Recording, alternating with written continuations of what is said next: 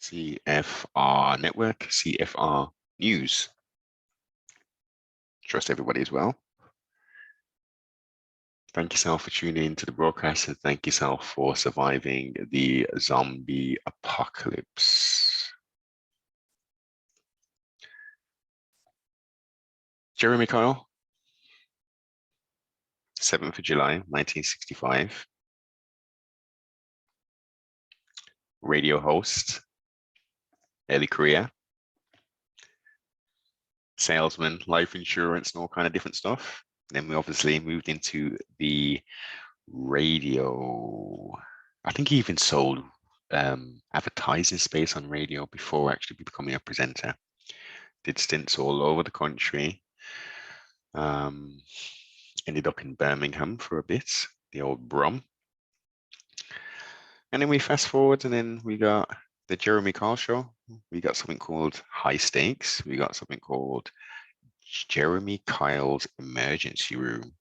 And then we had the Jeremy Kyle Show in America. And I recall being on vacation and, in the down times, flicking through some of the foreign channels. And I can't even remember what US channel it was. It was a Miami channel. So whatever channel that would have been. I saw this Jeremy Kyle USA, same format, but slightly tweaked for the American audience. It wasn't so as derogatory from recollection. I mean, someone might be able to correct me on this here, but I don't record he was that derogatory to his guests, etc., when he was doing that stuff for the American side. So, Channel 4 has done some kind of expose, and it's dubbed Death on Daytime.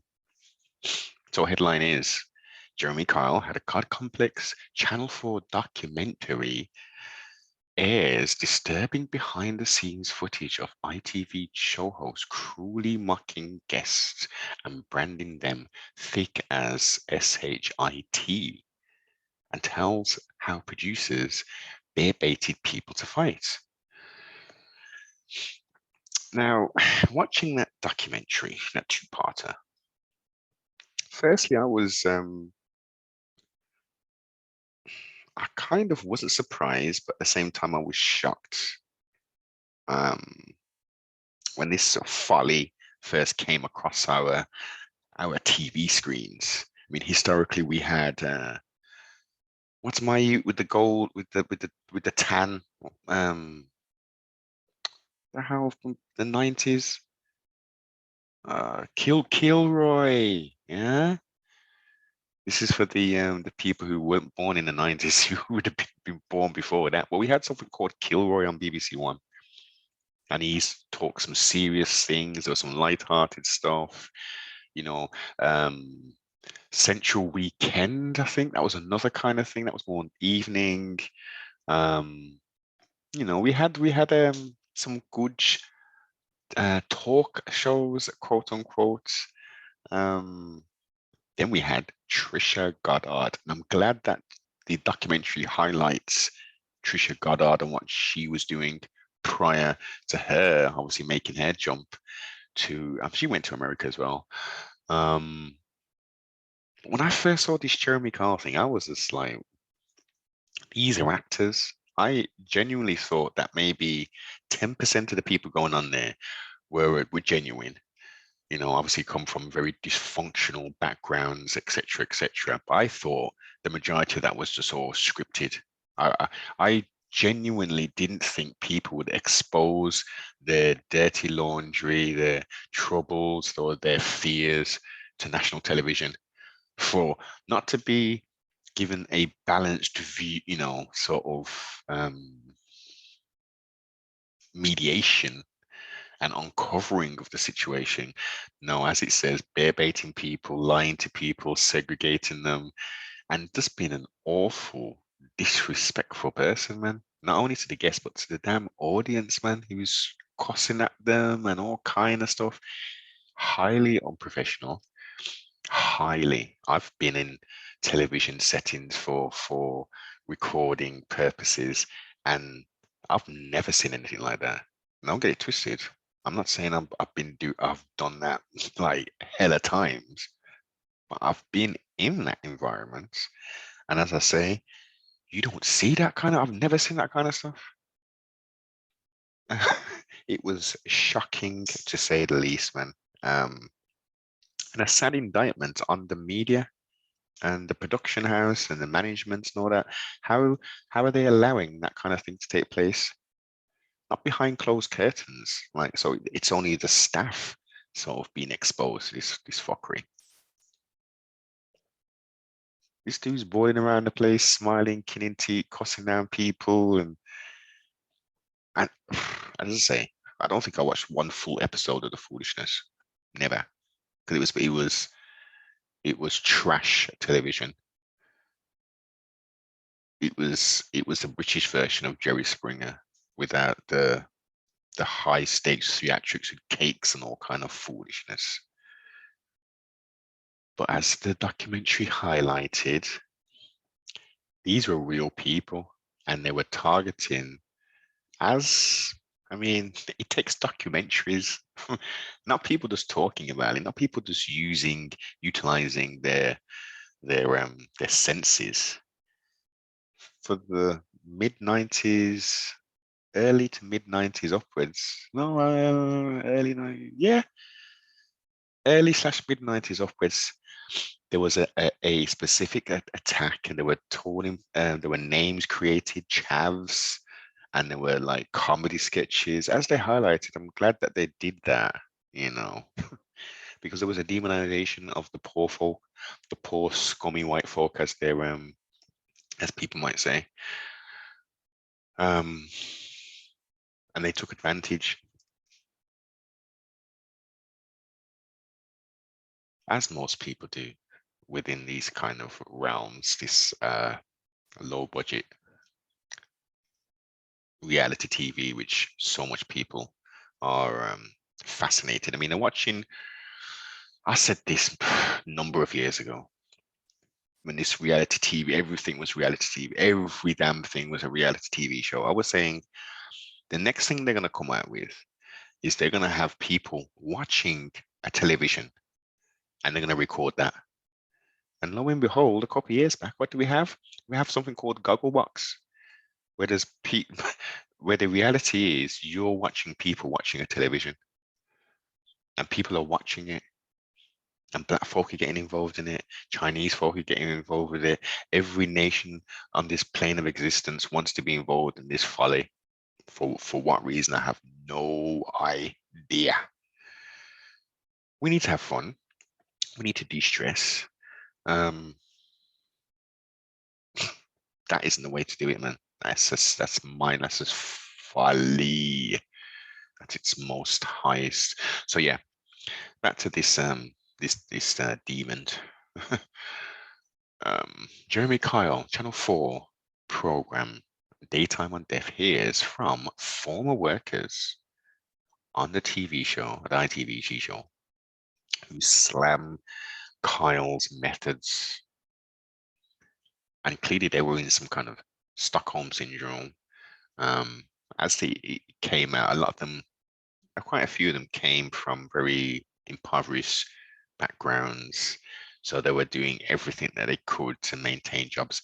I mean, it seems like it was, but it was exploitative. But they were working like 15 hours without food, and they couldn't get food and drinks and all that. Come on. I've worked in harsh environments, but if I want to go to the restroom, I'm going to the restroom. If I want to get food, no one is telling me, oh no, you haven't booked an appointment, or you haven't booked a guest, or you haven't earned this amount of thresholds, you can't do that. You know, at some point, people gotta say, look, come on, man, we're working hard here. Look, let me do what I'm doing. You know, I'm gonna get the results at what's up. You know, when I get them, let me eat and let me do what I'm doing. The management knew this. The team leaders knew this. The staff knew this. So their working conditions wasn't the best. Presenter is heard slamming terrible effing guests and berates audience members for talking during the show. Now, I'm an audience member, and you've got a presenter effing and blinding at you, at guests who are, and you want to see how uncomfortable a lot of the guests looked while this is all taking place. It was cringe. It was cringe. And I'm glad I didn't look at any of this, take it in to any kind of degree, because it was tasteless. It was stupid, absolutely stupid.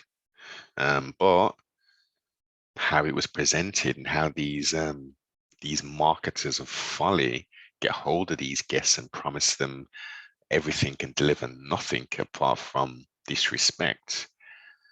They had a batch of people who were willing to, I mean, think about, you've had some, some disagreement or whatever, and how it's been portrayed for the last 15, 20 years. That you can go into a talk show, and have a lie detector test, be slightly exploited, but ultimately get the result that you want to prove, or to, to dismiss the claim.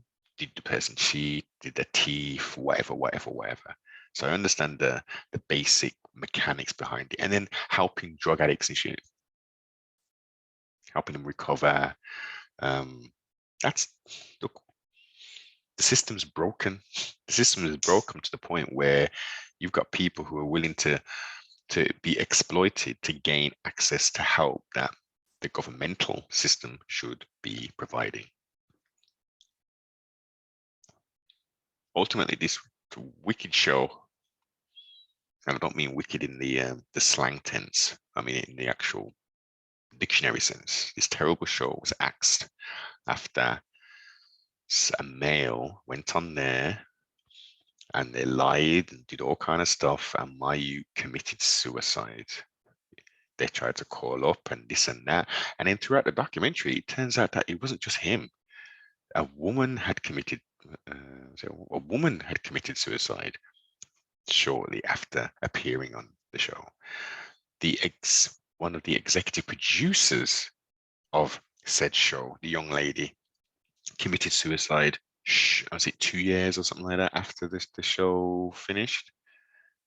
But it was ruled that it was multiple, or it's claimed that it is multiple situations that led to her suicide, and we can't contribute to her losing her job, etc., etc. So, come on, there's cause and effect, right?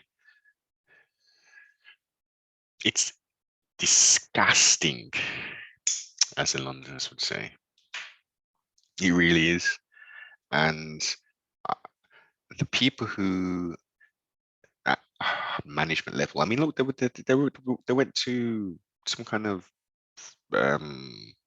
hearing with council members and stuff. The responses that these idiots were giving, if you haven't watched the something, go and watch it, and try and apply that to other media, etc., that you consume, and think of what's actually taking place. They're not spending any money on sets and all that kind of stuff, on writers. It's the most cheap, easy content to create this so-called reality TV, which is everywhere now. As a popular, we should be turning away and saying, "No, that's not what we want." You go out and spend the money, create some stuff, not just allow normal people to create the content for you, and you just make them hand over fist in money and promotion. It's strange to say the least, man. It's strange to say the least. Behind the scenes documentary about the Jeremy Kyle show has revealed shocking and previous unseen footage of the host describing his guests as thick as SHIT and berating the audience members for talking during filming. The documentary, or the program, Death on Daytime, heard from former workers of the ITV show, saying that he had a gun complex a god complex, and explain how they would make guests distressed to entertain the viewers. And you would see the audience, they'd be jeering and all kind of stuff.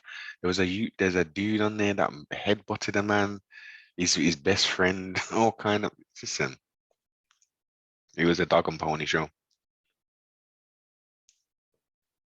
It was the height of trash television. I mean, again, with a young malleable mind. I mean, don't get it twisted. I used to watch that Jerry Springer shit. I used to watch it. Ricky Lake, obviously Jerry Springer was the most extreme. Ricky Lake, um, Jenny Jones, and she obviously got locked off because the dude came on and announced his undying love to another man, and then someone ended up committing suicide as well. Or was it murder or something? I can't even remember. It was tragic anyway. These are the things that happen when the system is broken and they create crazy avenues for normal people to go on where they need professional help. You have a lot of mental illness around here, man, diagnosed or undiagnosed, and they're just exploiting the hell out of them.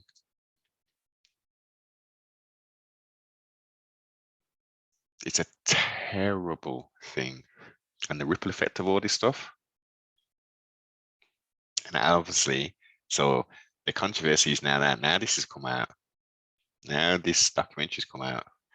I'm pretty sure there's a bit of a backlash, and I want him to be sacked from his current position with talk radio. I mean, you reap what you sow, man. Like, I don't get it. I just do not get it. And how he spoke to, but that was the main thing why I didn't watch it. he was he was just rude. He was just raw rude all the time. Well, let's see how this unfolds. Let's see how the folly unfolds. With this cancel culture that we have now, will he lose his position and his livelihood?